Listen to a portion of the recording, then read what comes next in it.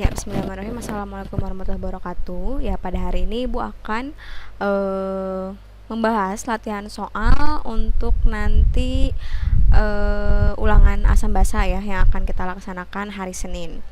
Baik, untuk mempersingkat waktu Ibu mulai ya.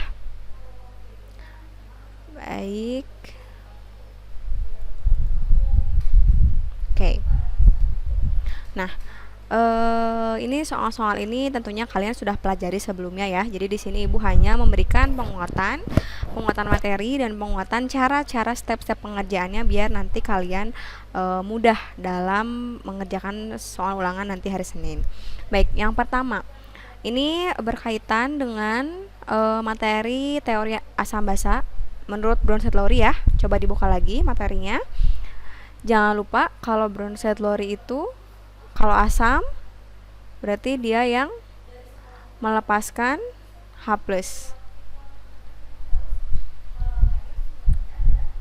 Kalau basa berarti dia yang menerima H+. Jadi untuk soal nomor 1 ini, tentukan pasangan asam basa konjugasi menurut Bronsted-Lowry pada reaksi berikut. HCN awalnya ada H, setelah bereaksi kita pertama-tama tentukan dulu dengan pasangannya ya. HCN berarti dengan CN-, kemudian H2O dengan H3O+.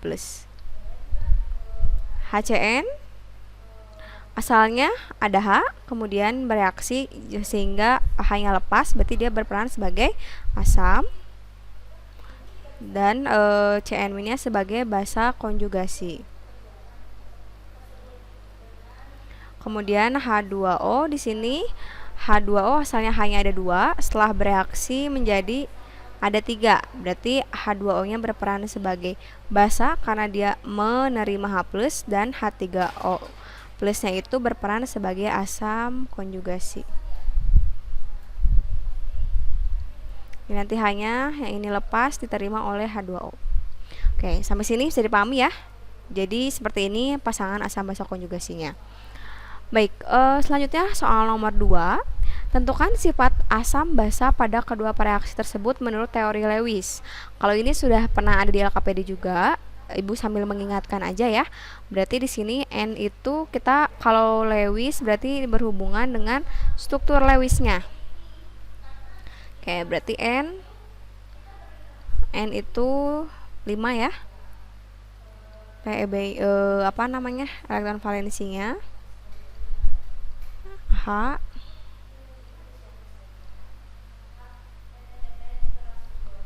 ditambah dengan B itu 3. Ini 7 ya F-nya. Oke, ini juga sama 7. Oke. Nah, dari di sini kita sudah bisa melihat yang memiliki PEB itu adalah NH3. Jangan lupa kalau menurut teori Lewis itu asam itu adalah yang menerima PEB dan basa itu adalah yang melepas PEB.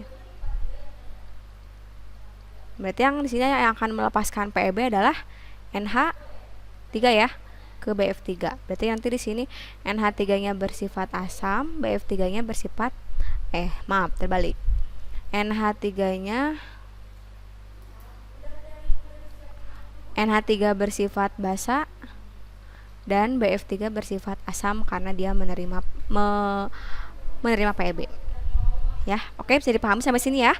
Teori ingat teori asam basa ada 3, Arrhenius, Bronsted-Lowry dan Lewis. Nah, yang Arrhenius harus diingat-ingat juga ya, seperti apa. Baik, lanjut nomor 3. Apabila KW air pada T derajat Celcius adalah 10⁻⁻10, tentukan pH air pada suhu tersebut.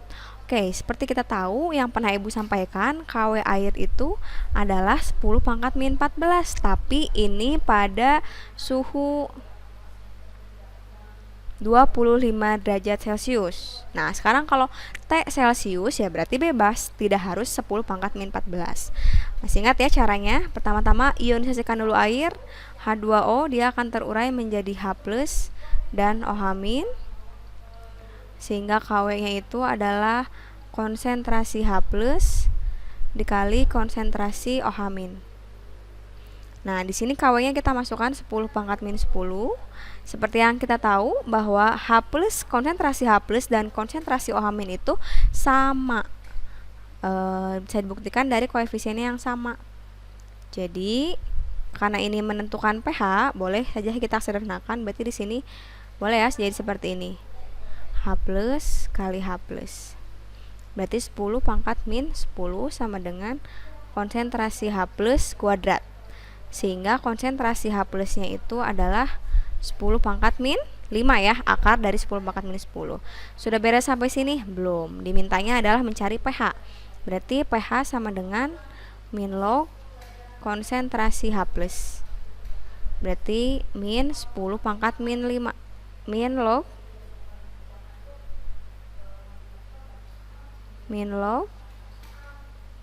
10 pangkat min 5. Hasilnya adalah 5.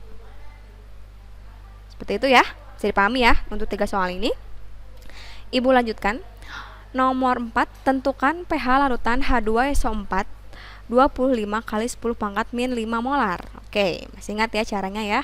Pertama-tama kita ionisasikan dulu H2SO4 terurai menjadi 2H+ tambah SO4 2 min. Untuk apa Bu di sini? Kita mau mencari H+-nya ya. Pertama-tama cari dulu konsentrasi H+ sama dengan A dikali MA. Sambil dibuka catatannya, jangan lupa apa yang udah Ibu ajarkan. A-nya di sini koefisien H+-nya ada berapa? Ada 2. MA-nya adalah 25 kali 10 pangkat min 5. Berarti ini 50 kali 10 pangkat min 5 molar. Oke, sekarang kita cari pH. pH sama dengan min log konsentrasi H+. Berarti min log, nah ini kita perkecil ya, kita perkecil 5 kali 10 pangkat min 4 molar. Ya, Ibu nggak usah menjelaskan ya kalau ini dari mana, matematis. Min log 5 kali 10 pangkat min 4.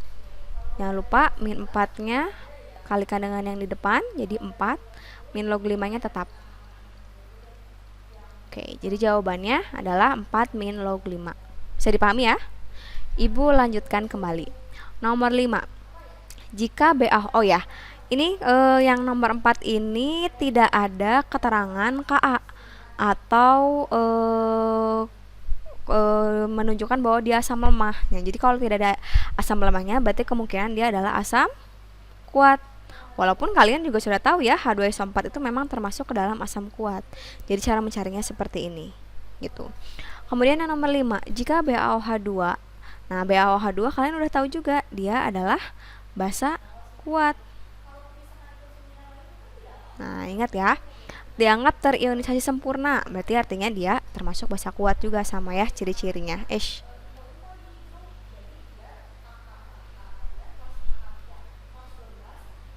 Oke, terionisasi sempurna berarti dia menunjukkan bahwa dia adalah basa kuat juga. Tentukan pH larutan 1 liter BaOH 0,01001 molar. Seperti nomor 4, kita pertama-tama ionisasikan dulu kalau dia merupakan basa kuat ya. Ba2+ ditambah 2OH-. Berarti, nah kita langsung mencari konsentrasi OH- dulu di sini ya. B dikali MB karena dia asam kuat, jadi langsung seperti ini. B-nya ada 2, MB-nya 10 pangkat min, ini sama aja dengan 10 pangkat min 3. Oke, seperti itu. Baru kita masuk ke pH atau pH, jangan lupa ya, kalau dia awalnya POH, berarti kita mencari dulu POH. Sama dengan min log konsentrasi OH-. Sama dengan min log 2 kali 10 pangkat min 3. 3-nya dikedepankan, kalikan minus, berarti 3 min log 2. Sudah bayar sampai sini? Belum ya?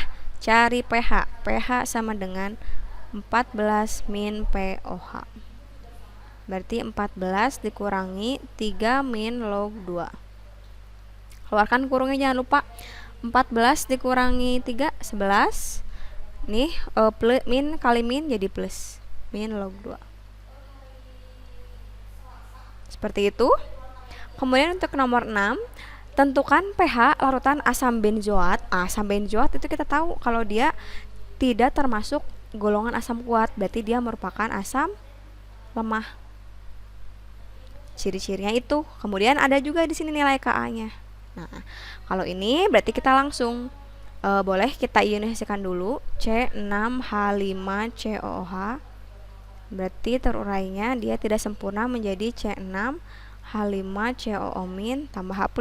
Ini hanya untuk membuktikan bahwa dia bersifat asam. Kemudian gimana selanjutnya? Mencari nilai konsentrasi H+. Jangan lupa kalau untuk asam lemah, konsentrasi H+-nya adalah akar Ka dikalikan MaH. Akar Ka-nya berapa? 6,4 kali 10 pangkat min 5, Ma-nya 1 molar.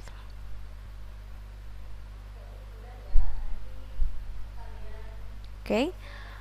Berarti hasilnya adalah akar dari, nah biar bisa keluar 64-nya berarti 64 dikali 10 pangkat min 6. Berarti nilainya adalah 8. Keluar ya akar 64-nya 10 pangkat min 3. Oke, selanjutnya adalah mencari pH. Sama dengan min log konsentrasi H+ min log 8 10 pangkat min 3. Berarti 3-nya dikedepankan. Berarti 3 log 8-nya tetap min log 8. Sampai sini bisa dipahami ya. Ibu lanjutkan untuk nomor 7. Tentukan pH larutan 2 liter AgOH 1 molar. Oke, jadi ini kita udah tahu ya, AgOH dia tidak termasuk basa kuat, berarti dia merupakan basa lemah. Selain itu, ciri-cirinya kita lihat juga di sini dia punya nilai Kb. Jadi yang punya nilai Ka atau Kb kemungkinan besar dia merupakan asam atau basa lemah. Jadi mencari H+ dan OH- berbeda. Nah, ada 2 liter di sini, sama seperti tadi ya di awal BaOH2 1 liter. Ini enggak berpengaruh dalam hitungan. Jadi dia nggak usah bisa diabaikan gitu ya. Oke, boleh kita ionisasikan dulu untuk membuktikan bahwa dia memang bersifat asam basa ya untuk AgOH.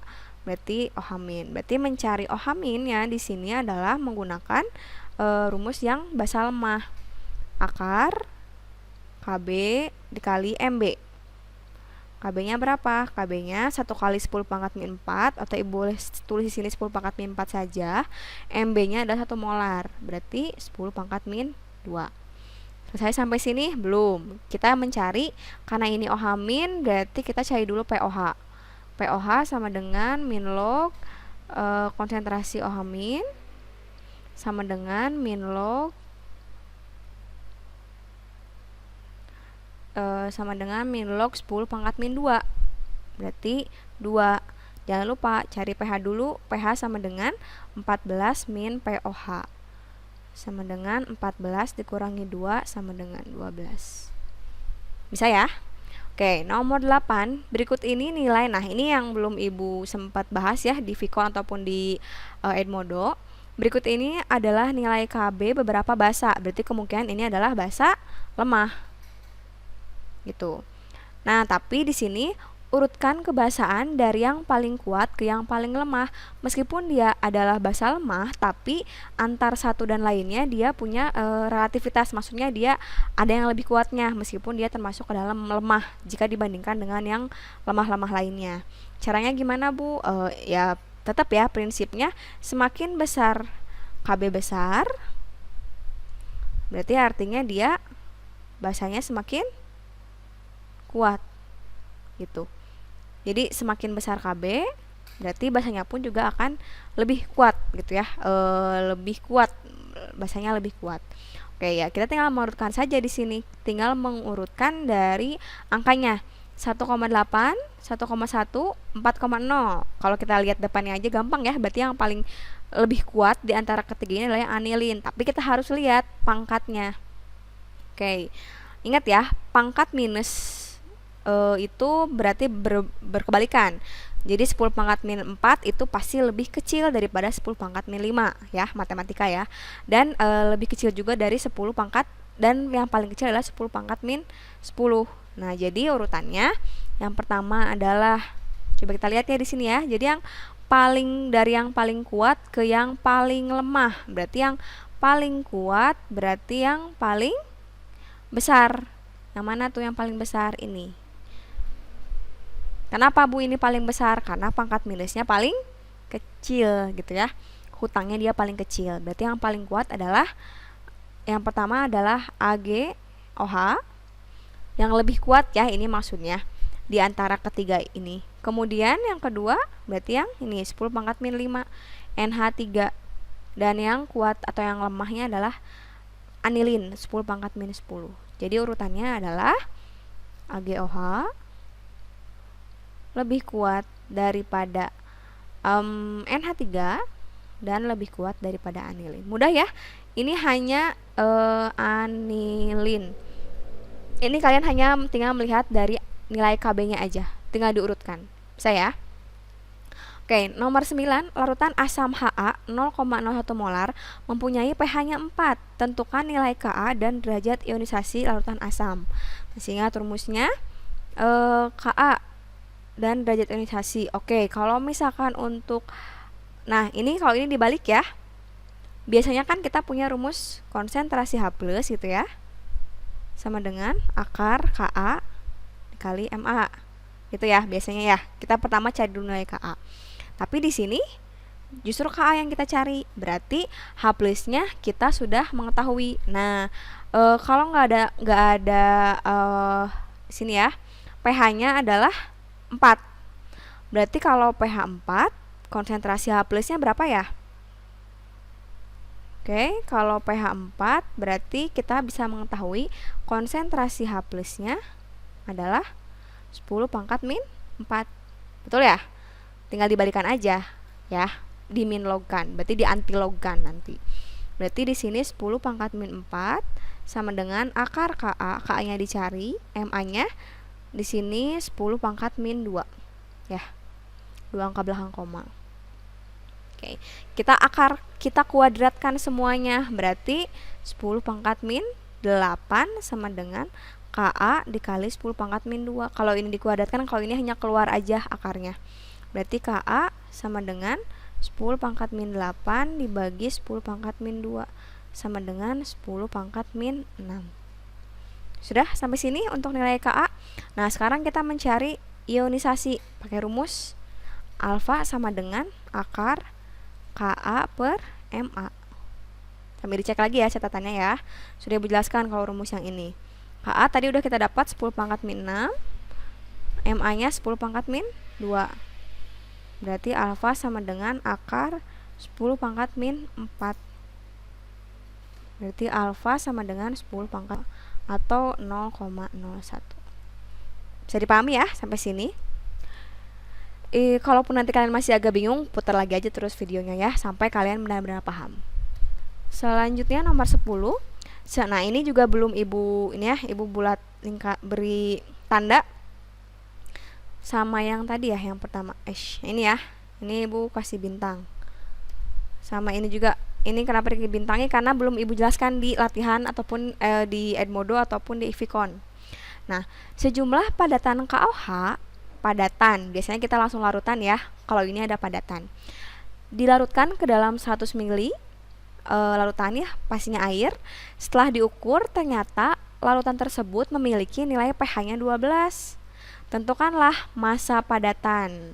Jika diketahui massa padatan KOH yang dilakukan tersebut, jika diketahui massa molarnya adalah 56 gram per mol. Nah, gimana nih? Oke, jadi prinsipnya balik lagi ke perhitungan pH dulu, gitu ya. Kenapa? Coba kita lihat di sini. KOH termasuk asam atau basa? Termasuk basa karena ada OH di belakangnya, dan di sini dia termasuk basa kuat. Nah, gimana Bu cara menyelesaikannya? Kita balik pengerjaannya dari bawah. Maksudnya gimana? Oke.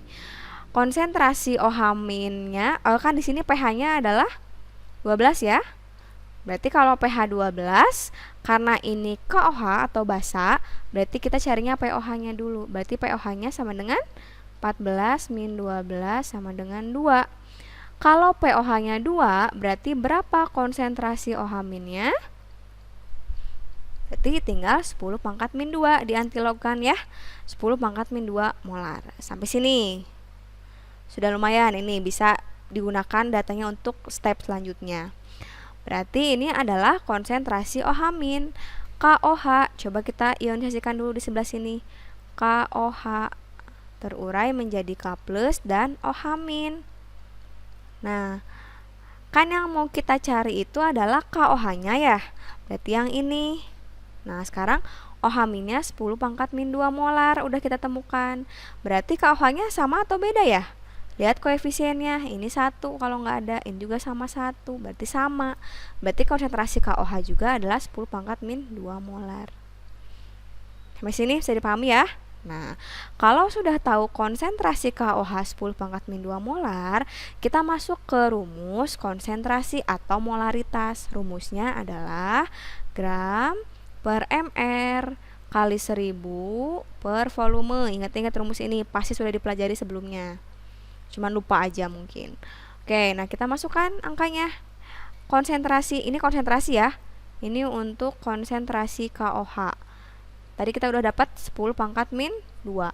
Nanti kita masukkan 10 pangkat min 2 sama dengan gram yang ditanyakan ya, massa. Gram per mr atau HR, massa molarnya 56 dikali 1000 per berapa mili katanya larutannya? 100 mili. Berarti di sini per 100. Coret. Gramnya sama dengan 56 dikali 10 pangkat min 2 dibagi 10. Berarti gramnya adalah 5,6 kali 10 pangkat min 2. Atau massa dari KOH sama dengan 5,6 kali 10 pangkat min 2 gram. Bisa dipahami ya? Berarti ini kalau ini mengerjakannya balik dulu. Dari pH cari pOH, cari konsentrasi OH-, baru masuk ke rumus ini.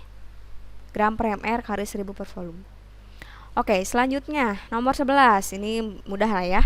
Kelompokkan beberapa indikator di bawah ini ke dalam indikator alami dan buatan. Ekstrak kunyit. Sudah pasti ya kalau yang alami itu dia berasal dari biasanya tanaman. Kalau yang buatan dia biasanya dari sintesis di laboratorium. Oke, ekstrak kunyit masuk alami ya, Ibu kasih lambang A. Metil merah, ada tanaman metil merah? Nggak ada ya, itu berarti termasuk ke dalam buatan atau sintesis. Berarti ini buatan. Brom timbul biru juga sama, dia buatan juga. Ekstrak kol ungu juga, ekstrak kol ungu berarti dia adalah alami. Ekstrak bunga mawar alami. Kertas lakmus buatan. Indikator universal juga sama, dia termasuk ke dalam buatan. Oke. Selanjutnya, nah ini Ibu ada 13 soal ya. Ini 2 soal terakhir. Ini selanjutnya mengenai trayek penentuan atau perhitungan trayek indikator pH. pH untuk indikator asam basa ya. Nah, di sini ada data. Perkirakan di bawah ini merupakan data hasil pengujian pH air limbah dengan indikator sebagai berikut. Perkirakanlah pH air limbah yang diuji tersebut. Oke, pertama-tama kita buat dulu garis bilangannya. Dari skala yang ada 4,0, 6,0, 6,2, nggak apa-apa lah ya skalanya seperti ini. 7,6, 8,3 dan 10. Oke. Katanya ketika diberikan indikator metil merah, dia memberikan warna kuning. Berarti kalau kuning dia yang ini ya, lebih dari 46,2. Berarti ini kalau Ibu ke bawah tarik set seperti ini ya. Ini untuk metil merah. Kemudian untuk brom timbul biru, dia memberikan warna biru. Biru berarti sama, lebih dari 7,6. Ini adalah BTB. Terus dengan fenolftalin dia tidak berwarna. Tidak berwarna ini ya, berarti kurang dari 8,3. Berarti yang ini. Ini phenolphthalein. Oke, kita tinggal cari irisannya yang ada 3 garis dalam satu jajar ya. 1, 2, 3. Nah, berarti pH dari air limbah tersebut adalah kurang dari 8,3 dan lebih dari 7,6. Saya. Oke, selanjutnya nomor terakhir. Sama ini juga ada trayek pH dan warna beberapa indikator berikut. Nah, jika larutan asam kuat, ini maksudnya basa kuat ya, bukan asam. Karena di sini BOH, belakangnya ada OH. Yang diuji memiliki konsentrasinya 10⁻⁵. Tentukan warna yang dihasilkan, indikator MM, BTB, dan MO. Oke. Konsentrasi BOH itu sama dengan, atau M dari B ya, konsentrasi basa. Konsentrasi basanya adalah 10⁻⁵. Berarti berapa pH-nya? Ini basa kuat ya. Berarti mencari konsentrasi OH- sama dengan B dikali MB. Ada berapa jumlah OH-nya di sini? Ada 1, berarti B-nya adalah 1. Ini 10⁻⁵, berarti sama dengan 10⁻⁵ molar. Cari POH min log konsentrasi OH- sama dengan min log 10⁻⁵ sama dengan 5. Berarti pH-nya sama dengan 14 dikurangi POH sama dengan 14 dikurangi 5 sama dengan 9 pH-nya. Nah, sekarang berarti kita tentukan ketika dia ditetesi dengan metil merah, kira-kira akan menghasilkan warna apa kalau pH-nya 9. pH 9 berarti ada di atas 6,2. Berarti nanti warnanya akan memberikan warna kuning. Terus ketika dikasih brom timul biru 9, berarti dia lebih dari 7,6 juga ya. Berarti warnanya adalah biru. Terus dengan metil orange pH 9 berarti di atas 4,4, berarti dia warnanya kuning.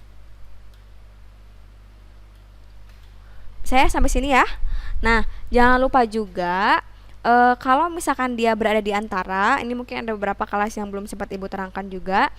Kalau misalkan nih seandainya yang metil merah itu ternyata warnanya oranye. Nah, kalau oranye berarti dia berada di antara 4,0 dan 6,2. Gitu ya. Jadi kalau misalkan pH-nya ternyata misalkan pH-nya itu adalah 5, berarti nanti dia akan memberikan warna oranye untuk metil merah. Itu ya. Terus kalau brom timul biru, tengah-tengahnya warna apa, Bu? Tengah-tengahnya berarti warna antara kuning dan biru campurannya berarti hijau. Juga di antara 6,2 dan 7,6. Seperti itu ya. Bisa dipahami sampai sini ya. Oke, cukup sekian latihan soal yang bisa Ibu sampaikan. Silakan dipelajari terus ya, dari materi dari LKPD yang awal, teori asam basa, kemudian perhitungan pH, dan sampai ke perhitungan trayek indikator pH juga, trayek indikator pH indikator asam basa. Nah, silakan dipelajari juga dengan baik. Kalau masih bingung, silakan diputar-putar lagi videonya. Sampai bertemu nanti di hari Senin di ulangan asam basa kimia. Assalamualaikum warahmatullahi wabarakatuh.